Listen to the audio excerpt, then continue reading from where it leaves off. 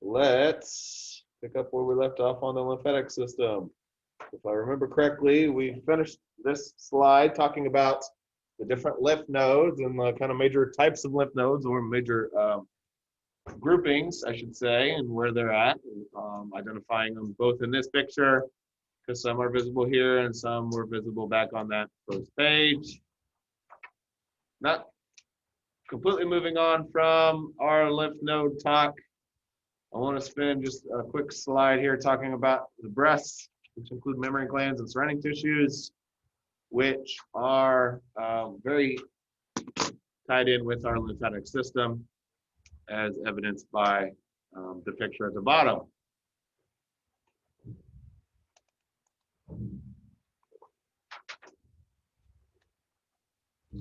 Okay, so the breast, and so this is females. Men obviously don't have mammary glands, but we do have, the other structures, surrounding tissues, drained by the following two sets of lymphatic vessels.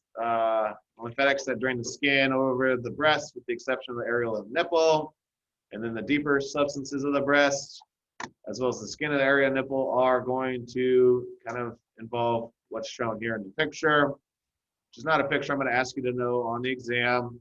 But more than 85% of the lymph from our breasts enters the lymph nodes along the axillary region. Remember, the axillary region is the armpits. So it'll be draining through this set of lymphatics, those vessels and these lymph nodes. You can see they have special names, not super important to know. The other 15% is going to go right along the lateral edges of the sternum. So passing through like this sternal lymph node. There's a little bit that travels kind of in the middle there, but for the most part, it's either kind of to the side or to the middle. Now, why I always kind of talk about this is, mentioned it last week, but the breast, as you can see, very intertwined with the lymphatic system, which can be very dangerous for females, especially. Here we are getting towards the end of October, which is, as you guys, most of you probably are aware, Breast Cancer Awareness Month. Breast cancer is, obviously more common in women, but a big reason why it's so dangerous is just illustrated here with this picture. Breast cancer is able to travel and metastasize, as is described, meaning it can spread, which just involves like one cell breaking free from a tumor, traveling by way of the lymph nodes and lymphatic system to just about anywhere and everywhere in the body. So, not a picture or anything I'm going to really specifically ask you to know from. Just kind of wanted to talk a little bit about it. Okay, moving on from lymph nodes. Now I want to talk about lymphatic nodules. Not to be confused with nodes. Nodules are different. And I'll explain why here as soon as you guys are done writing.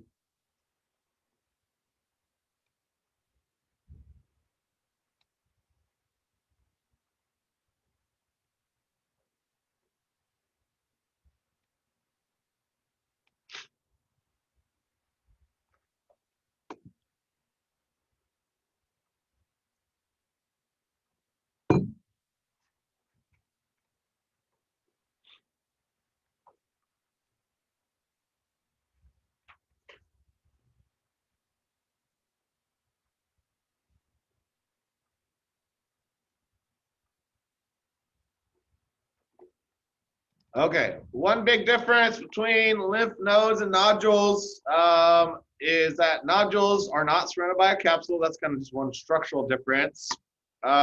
Physiologically, difference is that we talked about this last week.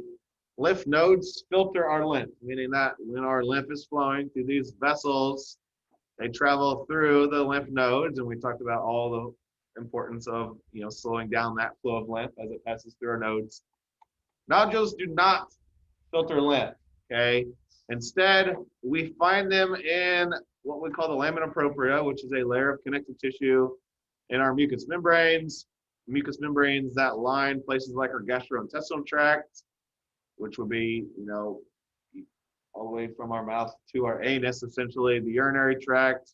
So like the urethra and ureters, respiratory tract, so, and your breathing tubes, the trachea, the larynx into your lungs, and then the reproductive tracts, the vagina and the urethra and men. Since they're associated with mucous membranes, another term for them is mucosa-associated lymphoid tissue, or MALT for short. And even though they don't filter lymph, they do contain lymphocytes and macrophages that we saw in our lymph nodes. And their function is to protect against bacteria and other pathogens that may enter these passages with food, air, or urine. Although many of them are small and solitary, some do occur in multiple large aggregations, and those include those Pyrus patches that I had you label on that first page, clusters occurring in the mucosa lining the ileum of the small intestine. The ileum is the last part of the small intestine, and there are the little green dots here in this picture. Another term for more aggregated lymphoid nodules, but really I don't like that term. Pyrus patches is kind of an easier, more easy to remember term that I want you to know. Tonsils, I'll talk a little bit more about those, but those are going to line the pharynx or throat, and then the appendix. Nodules at the beginning of the large intestine, attached to what's called our cecum. We'll talk about the appendix again when we get to the digestive system. These are, to me, always kind of like extra protection. It's, pretty common to have an appendix removed, very common to have tonsils removed, and people survive just fine without them. Okay. Let's talk about the tonsils a little bit more. Masses of lymphoid tissue located in a protective ring in the mouth at the back of the throat. The ring is called the pharyngeal lymphoid ring, as you see here in the picture. And it helps to protect against bacteria that may invade the tissues around the openings between our nasal and oral cavities, because those are very easy entrance sites for bacteria, viruses, toxins, etc. We're always breathing through our mouth, through our nose. We're always, not always, but we're also ingesting fluids and foods and stuff like that.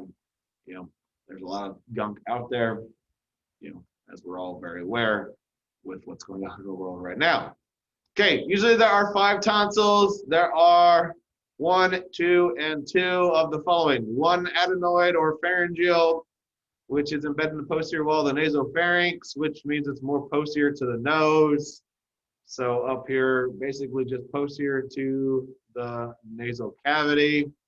We can only see it in this anterior view because you can see what's happened is the hard palate, soft palate's been cut away to show it. We would not be able to see it otherwise because, the roof of the mouth will be over here, and then what's actually missing is that little punching bag-like structure called the uvula.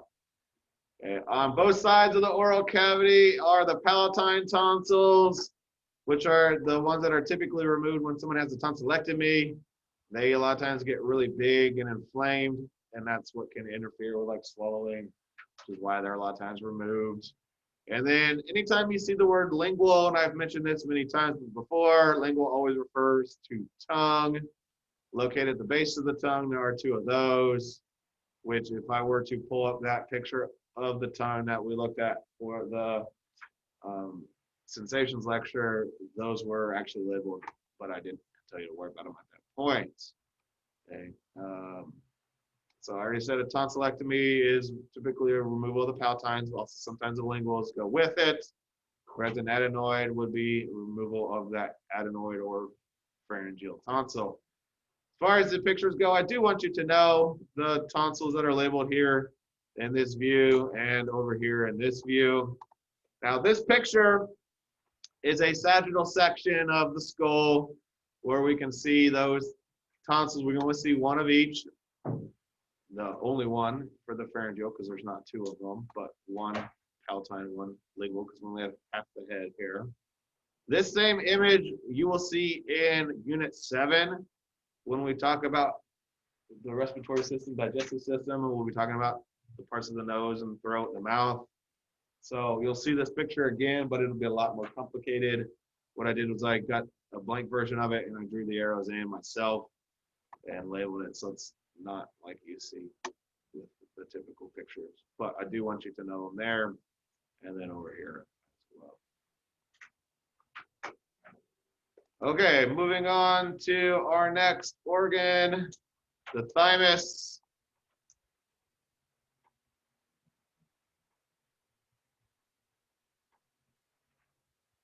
An organ we mentioned back in our endocrine lecture. Sits on top of our heart. Bilobed organ found in the mediastinum, just like your heart is. Surrounded by a capsule separating the two lobes, but also kind of like what we saw with lymph nodes, those the capsule penetrates inward. So these little finger-like penetrations separate the lobes into lobules, which are kind of the functional units of a thymus. Here's what lobule looks like. Here's zoom in under a microscope 30 times. You can see the little extensions of the capsule, these little thin pink-ish colored lines, helping to create these just like functional units. And that's what a lobule is. Okay. Those extensions of the capsule are called trabeculae, which is just like what we saw in our lymph nodes. Okay, let's talk about the thymic lobules. There's two parts to them: an outer cortex and an inner medulla. Pretty standard stuff. We know cortex means outer part of an organ. Medulla means the inner part. Cortex is where you find a large number of T cells, scattered dendritic cells, epithelial cells, and macrophages. Many of those we've talked about quite a bit. Medulla consists of widely scattered more mature T cells, epithelial cells, dendritic cells, and macrophages. What the kind of major function of your thymus is to allow for those T cells to come to the thymus, where they then mature and become functioning lymphocytes that then can leave, where they are going to jump in the blood from the medulla. So we see them listed here as pre-T cells. Those are just like, really immature, not ready to function T cells. Here we show the T cells leaving the medulla, entering the blood. So that's why I say that they're more mature T cells in the medulla. Within the medulla, there's also thymic or household corpuscles, dense concentric layers of epithelial cells. Function of them is unknown, but they may serve as T cell sites of T cell death in the medulla. Back in our endocrine lecture, we learned that our thymus produces hormones. Several of them, I just kind of focused on just knowing them as thymic hormones. One of them here listed as thymosin. There's also like thymopoietin, thymic humoral factor.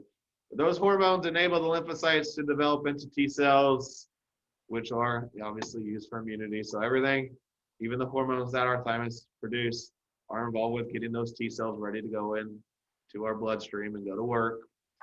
I already kind of mentioned this bullet here, but immature T cells migrate through the blood from our red bone marrow to our thymus. Once in the thymus, the immature T cells concentrate in the cortex to continue development. The mature T cells exit the blood via blood vessels or efferent lymphatic vessels, where they then migrate to other lymphatic tissues and organs where they become immunocompetent, which just means active in immune responses. So your thymus does not directly play a role in immunity. It's not like our lymph nodes. It's not filtering. It's not like our nodules that we just talked about, like the appendix and the tonsils. It's just getting those T cells ready for battle, okay?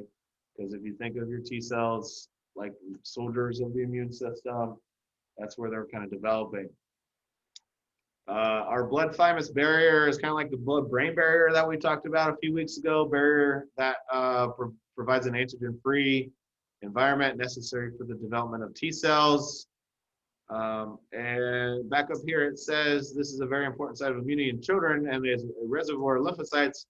There's a lot of due to what's listed here at the very end, that our thymus actually shrinks from being 70 grams in infants. It's not a very big organ, but by the time we reach old age, it's only 3 grams. So comparatively, you take a baby's thymus out, put it on the table, you take an old man's out, baby's going to be bigger than the old man's, not just, in relationship to body size, actual physical size. And that's why a lot of pictures and models don't even include a thymus. It just gets so small, it becomes replaced with adipose and areolar connective tissue as we get older. As far as the pictures go, I'm not really, in love with either of them. So Don't worry about it. Which brings us to our final slide here. Our final and largest lymphatic organ is our spleen.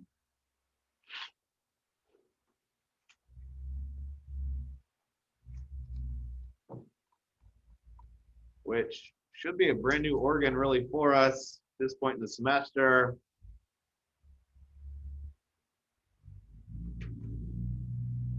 Not it. Organ that produces hormones, so we wouldn't have talked about it with our endocrine system. It's not digestive. We haven't talked digestive yet, but it's pretty much brand new to us. It's our largest lymph organ, as I mentioned, located directly below the diaphragm and posterolateral to the stomach. So it's kind of the side and behind the stomach, just kind of right there on the left side of your abdomen, directly, essentially right below the left nipple. It's found in the left hypochondriac region, which is one of those 6 regions that we learn about at the beginning of the semester. The superior surface of the spleen is smooth and convex, conforming to the concave surface of the diaphragm, which think of the diaphragm like having this kind of U shape to it. The spleen contours on top just like that.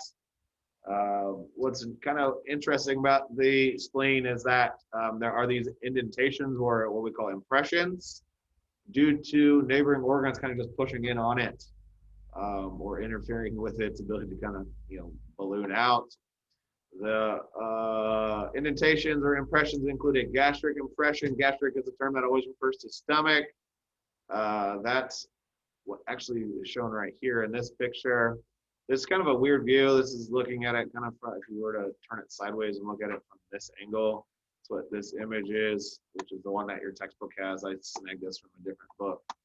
But the gastric impression shown there, the renal impression is shown here. That's what this would be here, which is from the left kidney. Renal always refers to kidney. And then there's also a colic impression due to the fact that your colon comes across, it flexes right here. This is where it flexes and goes from being sideways to down. That's what is called the left colic flexure, which we'll talk about here in a few weeks. Like lymph nodes, the spleen has a hilum, which is the indented portion where you find the blood vessels shown right there. Now, at the bottom of the page, we show the inner parts of the spleen, which includes white pulp and red pulp. Collectively are organized because the spleen is just like what we saw with the thymus, surrounded by a capsule with inward extensions called tuberculae, dividing it into compartments. And so the functioning part, or the parenchyma of the spleen, is made up of white pulp and red pulp, shown both here and over here. The white pulp is lymphatic tissue where you find lymphocytes and macrophages. And what the function of that is to allow for blood to come in, thanks to that original splenic artery that we showed back up here at the top. And then comes in, and then we filter. So blood flowing into the spleen through the splenic artery enters what we call central arteries within the white pulp. That's what this artery right here would be. You can see it's labeled right there. Here, B cells and T cells carry out immune functions similar to lymph nodes, meaning that we are filtering our blood. One difference between our spleen and our lymph nodes is that our spleen is filtering blood. What fluid did our lymph nodes filter? Lymph. Okay, so that's really the difference between the two. We also have macrophages doing what they do, phagocytosis, just like they did in our lymph nodes. Red pulp is going to consist of blood-filled venous sinuses and cords of splenic tissue called splenic cords, which we can see are kind of the stuff shown here in blue on our picture. Within the red pulp are red blood cells, macrophages, lymphocytes, antibody-producing plasma cells, and then the 3 granulocytes, eosinophils, basophils, neutrophils. So essentially all of our white blood cells, along with some other cells. As a whole, what our red pulp does for us relates really to just our blood, not so much immunity, but it removes our defective blood cells, especially those red blood cells and platelets as they become worn out because of the macrophages that are found here. We store up to 1/3 of our body supply of platelets. And we talked about this in our last lecture that during fetal life, we perform hemo or hematopoiesis. I only listed one of the terms, but we could also have had hematopoiesis here, fancy words to describe our blood cells. But specifically, that's only taking place during fetal life because as we know, when we are born, it has become the red bone marrow performing that process, and that's where it continues for the rest of our lives. As far as the pictures go, I'm not worried about the ones at the bottom here. Go ahead and identify this one. I guess everything but splenic artery and splenic vein would be fair game. Not my favorite image by any means, but there are some things in there, so make sure you know it. Okay, any questions on the lymphatic system?